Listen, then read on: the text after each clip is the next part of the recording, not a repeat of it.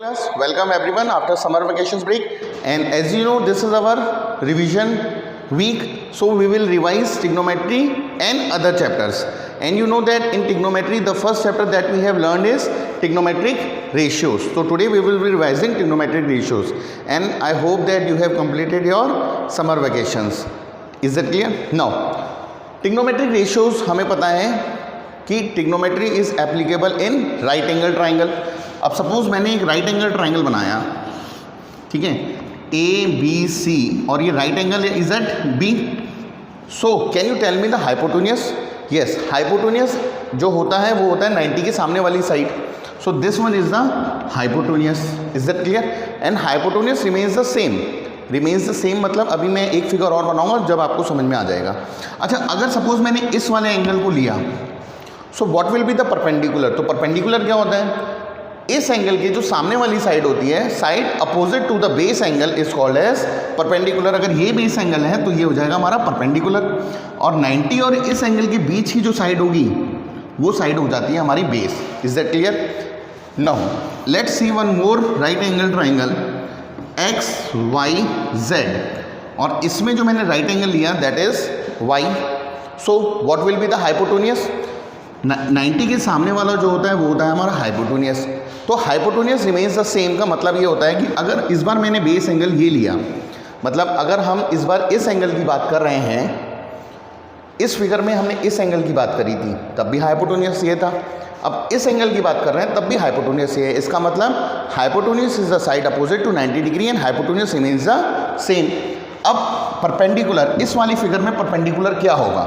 तो परपेंडिकुलर होता है साइड अपोजिट टू एंगल, तो इसके सामने वाली जो साइड होगी that will be our perpendicular, और इस एंगल और 90 डिग्री के बीच की जो साइड होती है उसको हम बोलते हैं base. Is that clear? So the chapter is trigonometric ratios. So there are basically 6 trigonometric ratios. और कौन कौन से रेशियोज होते हैं? First one is our sine, second is our cosine, third one is tangent, then cosine, sorry, cosecant, then secant, and the last is cotangent.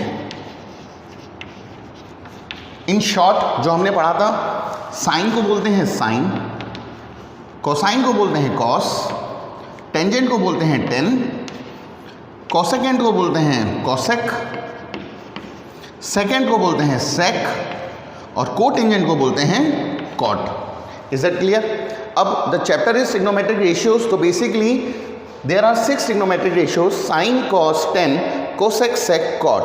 और ये ratios हैं, तो ratios मतलब something upon something.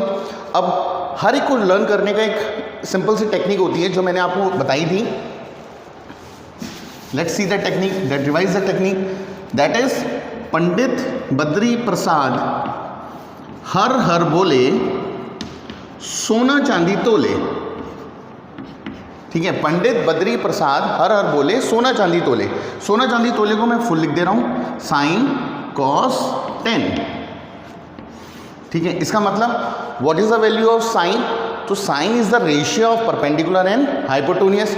तो sine is the ratio of perpendicular and hypotenuse. अच्छा, अब यहाँ पर ये साइन के साथ एक एंगल आता है. सपोज इसमें मैं इस एंगल की बात कर रहा हूँ और इस एंगल को मैं बोलता हूँ थीटा.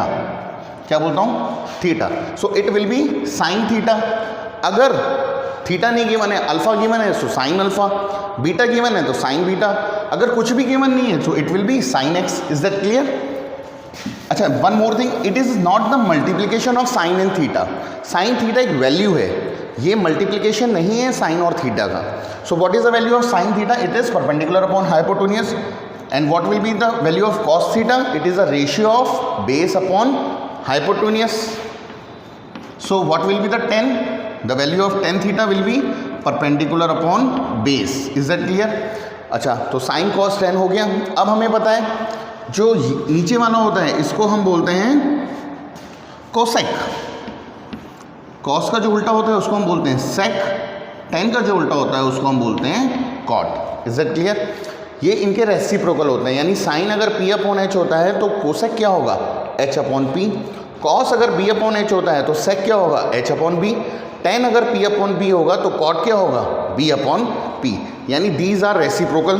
तो हम चाहे साइन की वैल्यू निकाल के उसका उल्टा रख दें तो वो कॉसेक हो जाएगा। So what is the value of cosec theta, it will be h upon p। What will the value of sec theta, it will be h upon b। and what will be the value of cot theta, it will be b upon p. Yes, is that clear? Have a look and we will solve one example. Okay class, let's see one example. This is example number 4. We have completed our exercise. तो example बचे हैं तो we will revise from the examples part. The example number 4 says that if sec theta is equal to 25/7, find all the other t ratios. तो हमारे पास sec given है, कितना given है, sec theta is given as 25/7। अच्छा मुझे जरा देख के बताओ sec क्या होता है। Yes you know that the value of sec is h upon b, यानी hypotenuse upon base.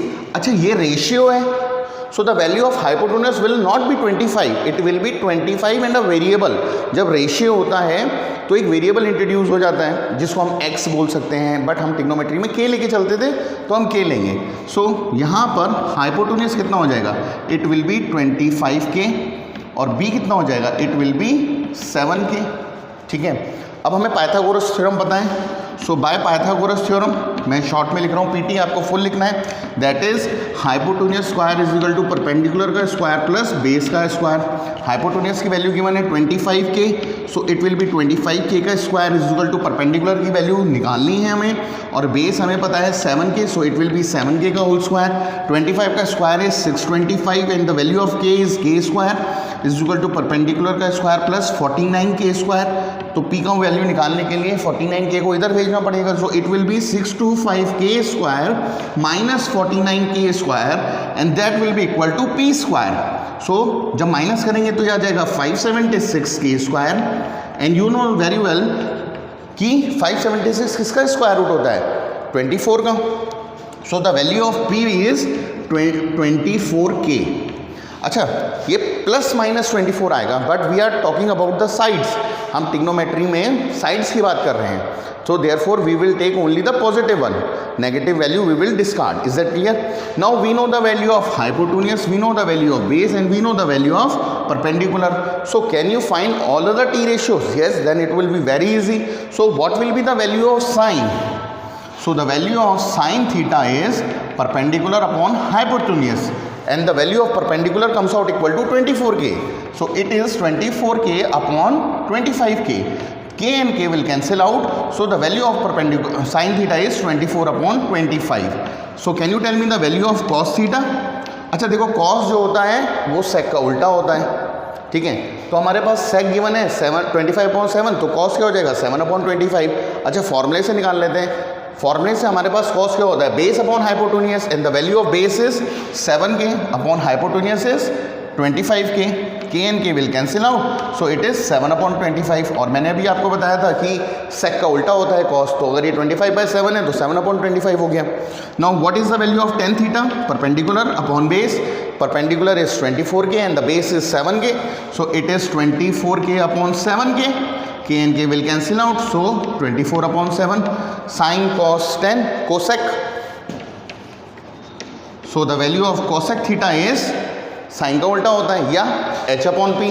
The value of h is 25k and the value of p is 24k। तो मैं डायरेक्ट लिख रहा हूँ 25/24। देखो 24/25 इसका उल्टा आ गया। Sine cos tan cosec sec given है, and what will be the value of cot? Cot theta is perpendicular base upon perpendicular और द रेसिप्रोकल ऑफ 10। तो ये 24/7 है, so it will be 7/24। Is that clear? Now in this hour, in 9 to 10, you have to complete up to example number 5, and if you feel any doubt, if you face any doubt, you have to contact me right now. Is that clear?